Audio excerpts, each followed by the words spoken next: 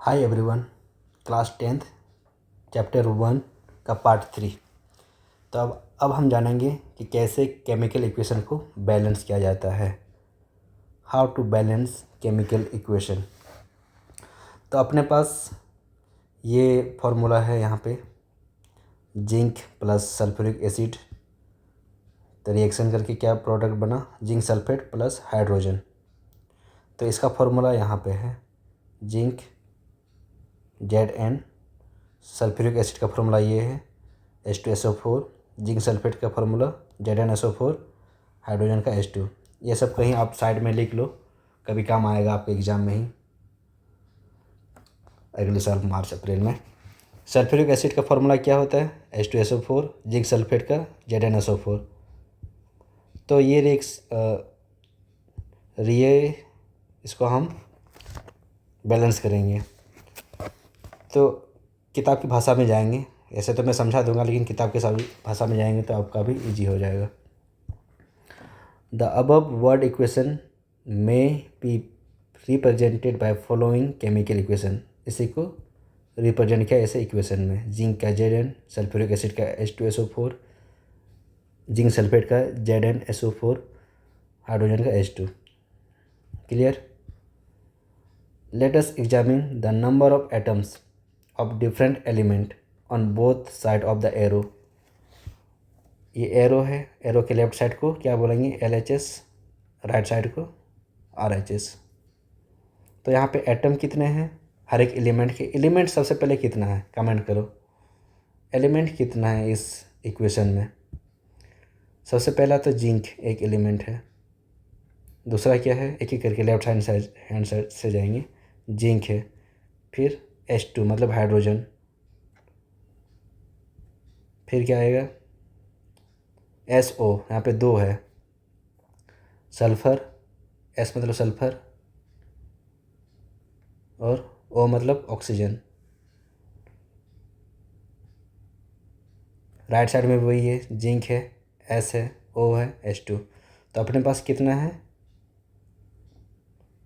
4 element है, लेकिन यहाँ पे SO4 को एक साथ लिया गया है, वो एक सॉल्यूशन है। ओके, वो बाद में क्लियर हो जाएगा आने वाली क्लास में। तो हम क्या कर रहे हैं, द नंबर ऑफ़ एलिमेंट को, हम नंबर ऑफ़ एटम्स को हर एक एलिमेंट का हम देखेंगे। तो Zn, जिंक का कितना एलिमेंट, कितना एटम है, लेफ्ट हैंड साइड में 1, राइट हैंड साइड में भी 1, ठीक है। S का H2 है, यहाँ पे H2 2 एटम है, राइट साइड में H2 2 एटम है, सही है। S सल्फ़र, सल्फ़र क्या है, कितना है, 1 है, 1 है। सल्फ़र राइट साइड में कितना है, 1 है, 1 है, सही है। O का मतलब ऑक्सीजन का 4 है, लेफ्ट हैंड साइड में, राइट हैंड साइड में भी और है, 4 है।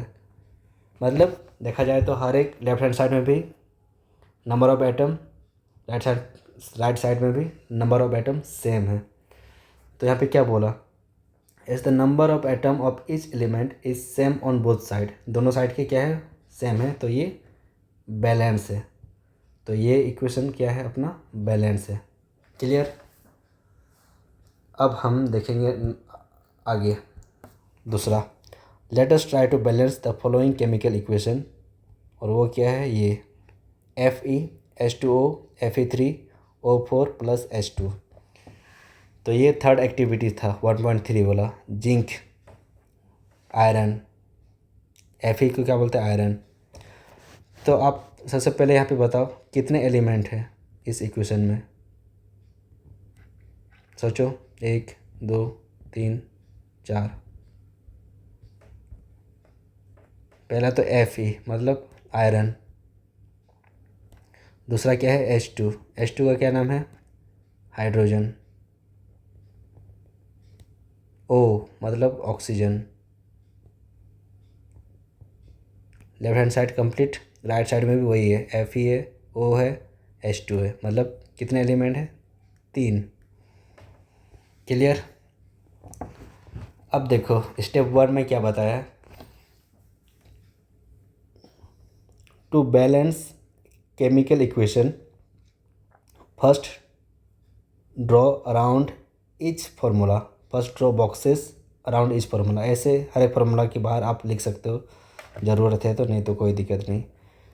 Do not change anything inside the box while balancing the equation. हाँ मतलब कभी कभार क्या कर होता है ना कि कोई बोल देता है कि भाई उसमें इंटू करो, जैसे हम बोलेंगे कि Fe plus H2O Fe3O4 plus H2।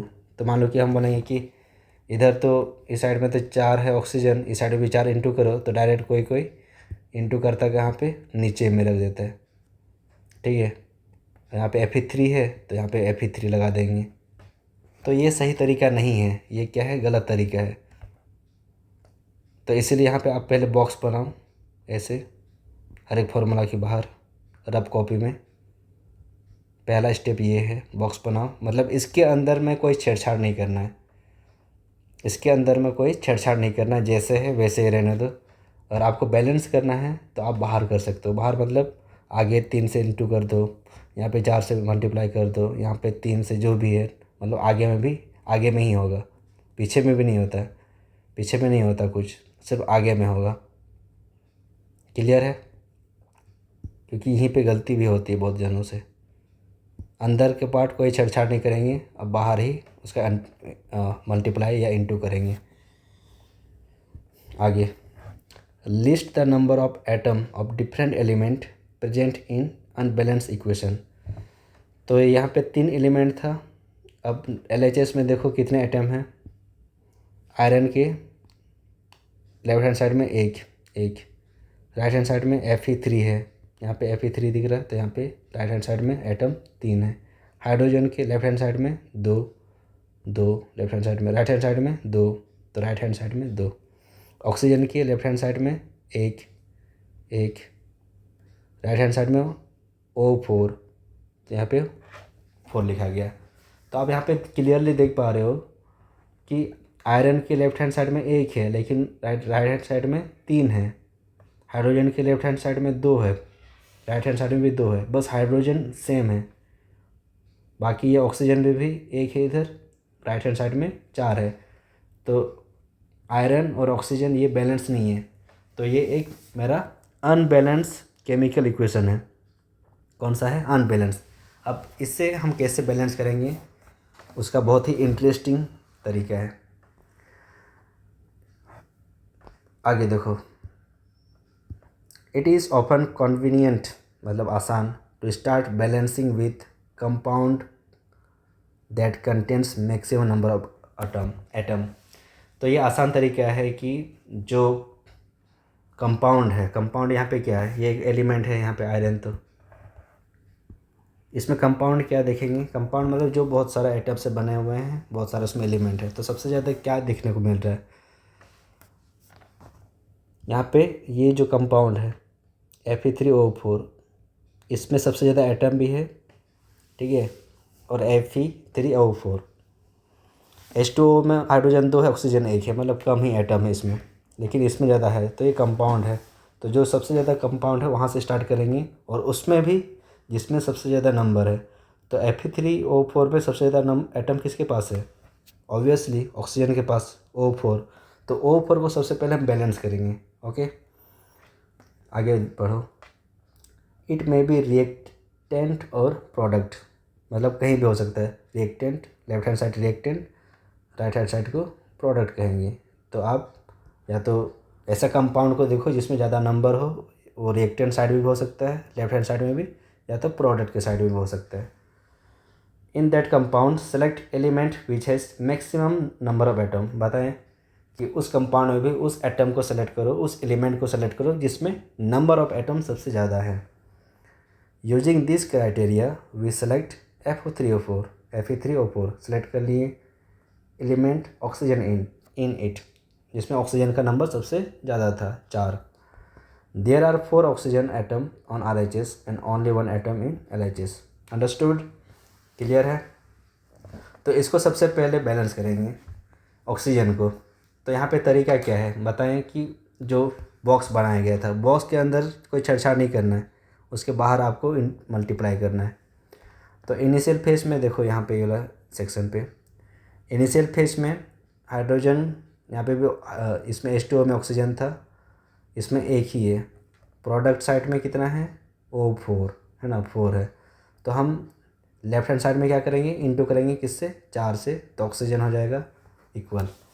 तो उसको हम कैसे शो करेंगे यहाँ पे, तो देख उस 4 को हम आगे में लिख देंगे। ऑक्सीजन 4, यहाँ पे है H2O, तो इसका ऑक्सीजन भी हो गया 4, तो ऑक्सीजन अपना क्लियर हो गया, O4 ठीक है। मतलब यहाँ पे आगे 4 है, तो ये 4 ही ऑक्सीजन है। आगे देखो, अब देखो इसमें क्या है, अब लेफ्ट साइड का देखो, ठीक है। H2O में लेफ्ट हैंड साइड ये वाला 4 में बांट, क्या कर रहा है कि H2O में अब हाइड्रोजन को ये कर रहा है, मिला रहा है। रिएक्टेंट में यहाँ पे तो 4 आ गया, आगे 4 आ गया, तो कितना हो गया, 4 और 2, 4 2 8, और ये साइड में 2 2 2 है ना हाइड्रोजन, सॉरी यहाँ पे हाइड्रोजन कितना है, 2 है, तो 2 है। तो इसको हम 8 क्या बना 8 से बनाएंगे, तो क्या है, 4 से मल्टीप्लाई करना पड़ेगा, ठीक है। तो 4 से ऐसे मल्टीप्लाई कर दिए, तो अपना क्या क्या यहाँ पे बैलेंस हुआ, ऑक्सीजन बैलेंस हो गया, हाइड्रोजन बैलेंस हो गया। ऑक्सीजन 4, हाइड्रोजन भी 8, यहाँ पे 8 हाइड्रोजन, 8 हाइड्रोजन, तो ऑक्सीजन क्लियर, ऑक्सीजन मतलब हाँ O क्लियर, फिर H क्लियर। अब आगे देखो, अब क्या बचा, Fe क्या है, यहाँ पे 3 है ना, 3 है, तो यहाँ पे भी 3 से इंटू कर देंगे, तो हो जाएगा अपना Fe भी बैलेंस। तो फाइनली हम क्या लिखेंगे, ये आएगा finally 3Fe 4H2O Fe3O4 4H2। तो ये अपना हो गया बैलेंस इक्वेशन। अगर किसी को समझ में नहीं आया, फिर से मैं यहाँ पे शॉर्टकट में समझाता हूँ आपको। ये है आपका इक्वेशन, इसका ये तो बैलेंस इक्वेशन हो गया, इसका रफ इक्वेशन यहाँ पे है, ये आपको समझाता हूँ। तो इसमें क्या है, सबसे पहले क्या कहा गया, क्या बताएं कि ऐसा कंपाउंड को देखना जिसमें सबसे ज़्यादा नंबर ऑफ एटम है। तो कौन सा एलिमेंट में, वो है ऑक्सीजन में। ऑक्सीजन में कितना है, 4, ठीक है। और इधर के ऑक्सीजन में कितना है, 1 है, कुछ नहीं है तो 1 रहता है। तो क्या करेंगे हम कि 4 हो जाए, तो 4 से मल्टीप्लाई कर दो। तो मल्टीप्लाई यहाँ पे नहीं होता है, बताइए ना, नीचे नहीं होता मल्टीप्लाई, मल्टीप्लाई हमेशा आगे होता है। तो ओ के पास कुछ नहीं तो 1 है, तो यहाँ पे 4 से कर देंगे मल्टीप्लाई, तो ऑक्सीजन तो 4 हो गया, ऑक्सीजन यहाँ पे इधर भी 4 हो गया, इधर भी 4 हो गया, लेकिन इस साइड हाइड्रोजन का नंबर बढ़ गया है ना, 4 और 2 इंटू कर रहे हैं यहाँ पे, तो 4 2 8, 8 हो गया हाइड्रोजन। यहाँ पे हाइड्रोजन का कितना नंबर, 2 है, तो 8 बनाने के लिए क्या करेंगे, इसको भी 4 से मल्टीप्लाई कर देंगे, क्लियर। तो 4 दूनी 8 हाइड्रोजन, 4 दूनी 8 hydrogen, oxygen complete, oxygen complete. अब क्या बचा, Fe इधर है 3, Fe सिर्फ Fe है, कुछ नहीं तो 1 है, तो इसको 3 बनाने के लिए क्या करेंगे, 3 Fe कर देंगे, 3 से मल्टीप्लाई। तो क्या बना finally, 3Fe plus 4H2O arrow Fe3O4 plus 4H2। ये है अपना फाइनल इक्वेशन, समझ में आया। ये हो अपना बैलेंस इक्वेशन। तो ऐसे बैलेंस किया जाता है। मैं फिर से दोहरा रहा हूँ, सबसे पहले उस कंपाउंड को देखना है जिसमें सबसे ज़्यादा नंबर ऑफ़ एलिमेंट है, और उस कंपाउंड में भी उस एलिमेंट को देखना है जिसमें सबसे ज़्यादा नंबर ऑफ़ एटम है। जैसे इसमें था ऑक्सीजन, तो ऑक्सीजन को सबसे पहले बैलेंस किए, फिर जिस पे बैलेंस कर रहे हैं उस पर, जैसे ऑक्सीजन को बैलेंस करने के लिए इस पर हमको मल्टीप्लाई करना पड़ा। अब यहाँ पे मल्टीप्लाई बैलेंस करने के लिए 4 से मल्टीप्लाई किए, तो हाइड्रोजन की नंबर बढ़ गई। फिर तब जाके हम हाइड्रोजन पे चले गए, हाइड्रोजन इक्वल हो गया। फिर लौट के आए किस पे, Fe3 पे, तो फिर Fe3 लास्ट में मैंने बैलेंस कर दिया। तो ऐसे किया जाता है, ये है तरीका। तो बैलेंस करना सीख गए, क्लियर है यहाँ तक, ओके। यहाँ तक आपका कंप्लीट। अब आते हैं नेक्स्ट, जो कि नेक्स्ट वीडियो में बात करेंगे कि writing symbol of physical state. Physical state क्या क्या हो सकता है, कमेंट में करो, या हम आगे बात करेंगे। Okay, bye bye.